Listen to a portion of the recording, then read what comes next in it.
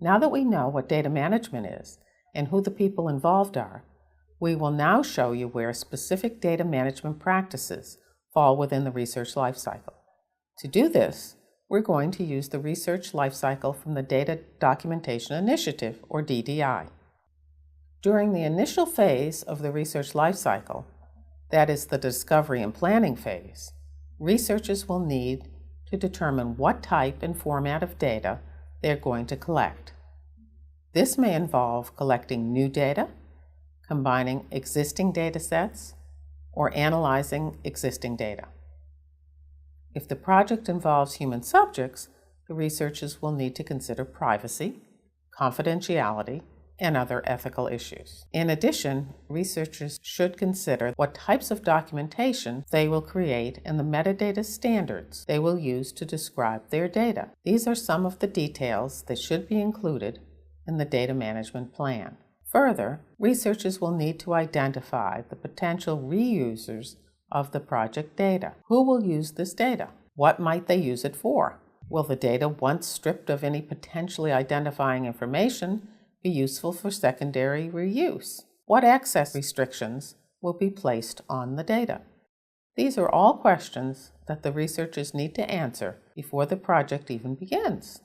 Contacting an information professional early in the research lifecycle can assist researchers in answering these questions, as well as identifying an appropriate data repository to archive their data. Finally, during this phase, it is important for researchers to determine the possible costs surrounding data management. This will involve documenting the data, formatting them, storing them, cleaning and anonymizing them, and finally archiving them. During the data collection phase, primary researchers make certain that the research team follows data management best practices. At this point, this can include file organization, backup and storage strategies, as well as quality assurance protocols. Deciding on file organization schemes, including naming conventions and file versioning policies, at the very beginning will help make the data collection process run smoothly. This will decrease the likelihood of duplicate or out-of-sync versions of the data. It will also make locating specific documents and files at the end of the project much easier and decrease the risk of losing content. Backup and storage strategies will be implemented through the data collection process. As we know, technology is not always 100% reliable. If a researcher has appropriate backup and storage strategies in place, this will help protect against data loss from the beginning of the project. It is best to discuss options for secure backup and storage with the institution's IT department. Quality assurance protocols outline and document the steps and processes necessary for checking and reviewing the data during and after it is collected. These protocols vary across disciplines, and it is the responsibility of the primary researcher and the project team to implement these protocols based on disciplinary standards. It is also a good idea to consider access controls and data security during this phase of the life cycle. While working with the IT department, make sure to inform them of any security concerns or needs. If the data are sensitive, then the appropriate steps will need to be taken to ensure they are safely stored and only accessible to authorized individuals. Next is the preparation and data analysis phase. After collecting data, it may not be in a form that can be readily analyzed. Researchers may need to clean, manipulate, or process the raw data. What is important at this point is documenting the changes to the raw data and creating a master version to be analyzed and eventually archived.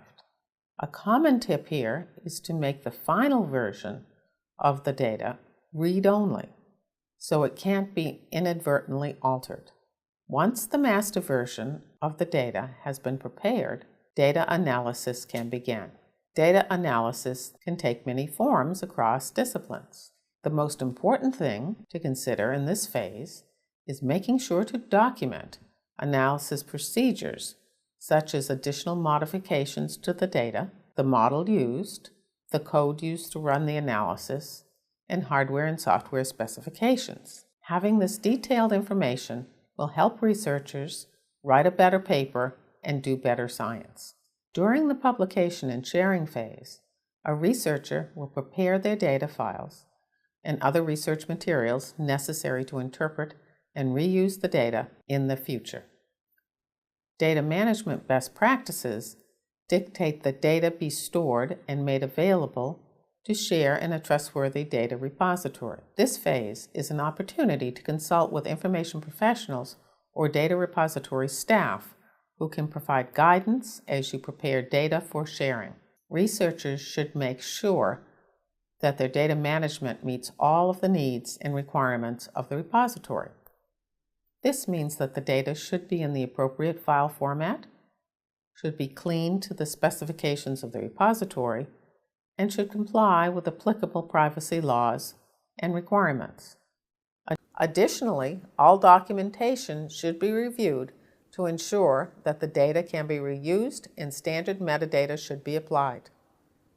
By working with a data repository, researchers can ensure their data will be properly preserved, discoverable, and usable in the future.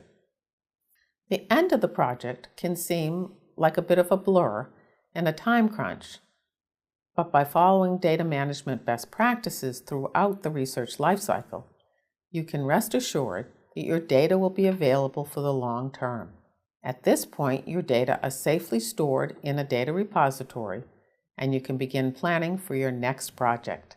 Some key repository functions that ensure the long-term management of data include ensuring the integrity of the data, protecting against data loss, and providing access to data. These and other functions performed by trusted repositories will be discussed in more depth later in this course. We covered a lot of data management topics in this module, but what is most important to take away is that effective data management takes place in all phases of the research lifecycle, from planning your project to collecting your data, to preparing and analyzing your data, and then finally publishing and sharing your data in a repository that will see to their long-term management and preservation.